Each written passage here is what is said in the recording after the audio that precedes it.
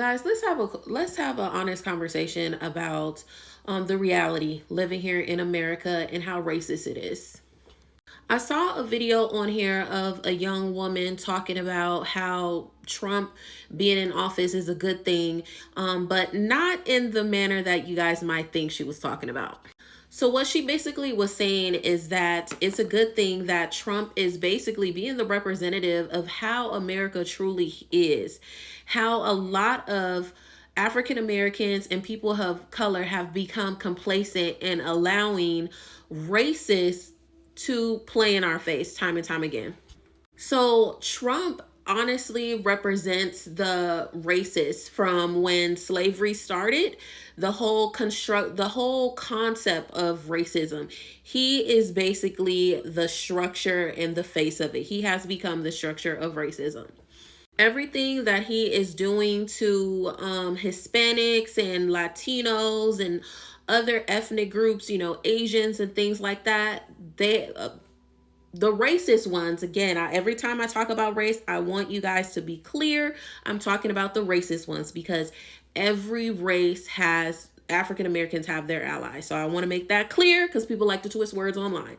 But anyway, everything that they are experiencing, African Americans have experienced. And that's why you'll see a lot of posts online. You see a lot of conversations, whether it's on a podcast, whether it's on YouTube, whether it is on a main TV network, how African Americans are saying they're standing down. That we do not want to be the front lines of things because we are just tired. We are tired of fighting for causes. We are tired of fighting for equality. We are tired of being the people that's in the front, and we are the last, if that, to be able to get what we have even fought for.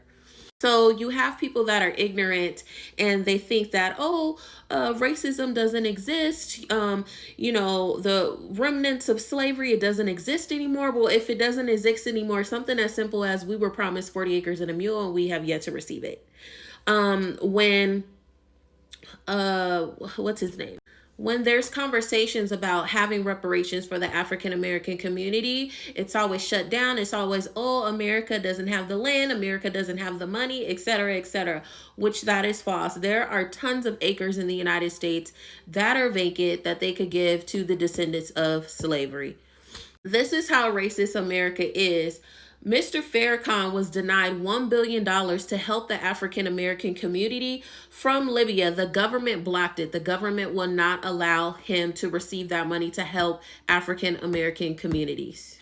So not only do they not want to put laws in place and uphold them and not pull them back, as what we're seeing right now with the Trump administration, but even when other countries, and that isn't even the first country that tried to help African Americans here in America, they have been denied from the government. The government makes an excuse, anything to keep us strapped down and not to progress.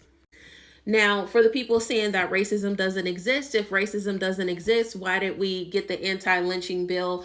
That we just got that a couple years ago. It's 2025. That's a prime example. There is still something going on with redlining and gentrification. We're seeing that. I'm currently seeing that in my home state. When I go back home, I'm like, wait, this was where people of color was. Now it's all white and a little bit of something else over here. Okay, that's going on. Even with business loans, okay? You see that there. And even in the medical industry, you have people giving surgeries. I was a victim of it. I broke my leg last year. I found out when I got a second opinion. I didn't even get it. First of all, I didn't even get an opportunity to weigh my options with my broken leg. Next thing, I was in there from the ambulance in the hospital. I drugged up, and then you're going into surgery. Whoa, nothing was explained to me. I come to California. I go to California because this happened in Oregon. I go to California. Then the doctor there, where I'm going to PT, is saying that, by the way, all my bone grew back, by the way, but now I have metal plates and a whole bunch of screws in my leg.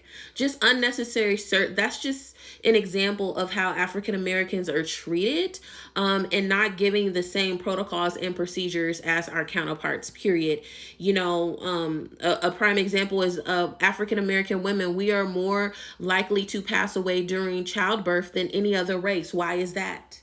You had a nurse breaking bones of black babies in hospitals, but racism doesn't exist. You have administration right now that is calling DEI. That is the new N word. If you don't, the way they say it, it's the way my grandmother says it all the time. It's not what you say, it's how you say it. And pay attention to the Trump administration and people that are a part of it. How they say, how they use the word. It really sounds like the N word with the hard R. And I love how they hide behind the fact they try to paint it as it's a black thing. And then, they try to say it's for people being mediocre, but the whole administration right now is mediocre.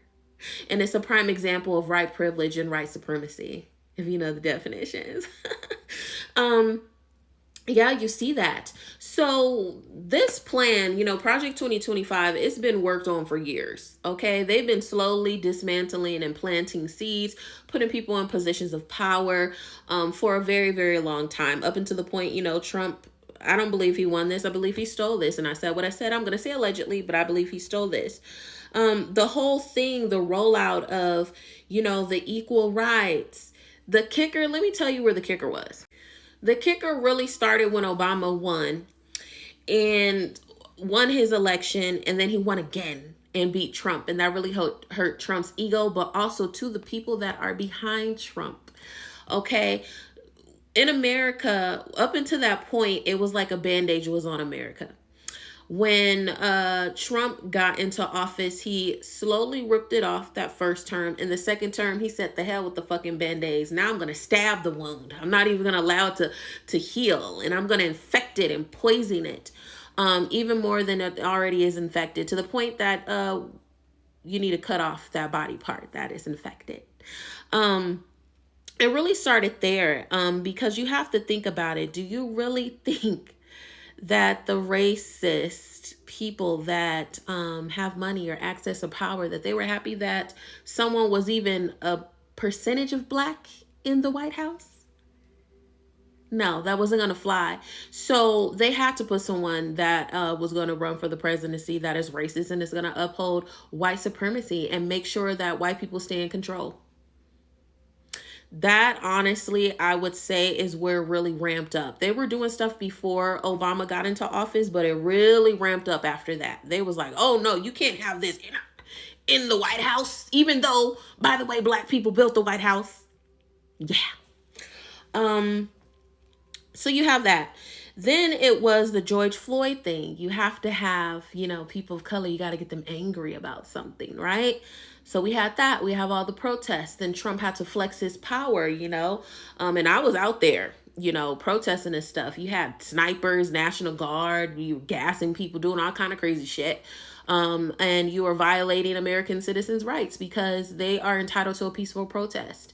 So it started with that. Then with the abortions, the women's rights, rolling back the women's rights. Why do you think that they don't want abortions? If you look at statistics and you see the different races, who is declining? They talk about welfare. You look up the statistics, it is that use it the most.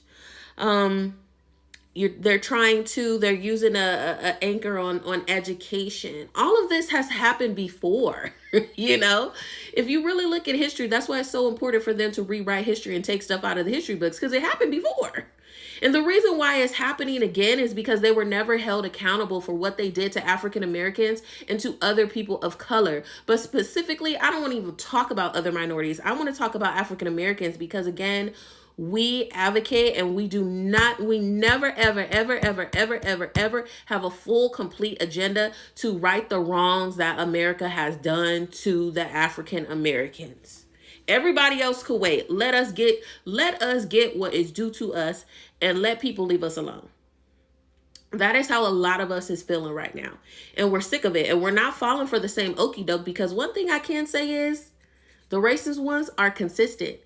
Their plan is the same, but it gets more extreme and you start to see the more violent acts when they feel like they're losing control. And that's what we're seeing right now.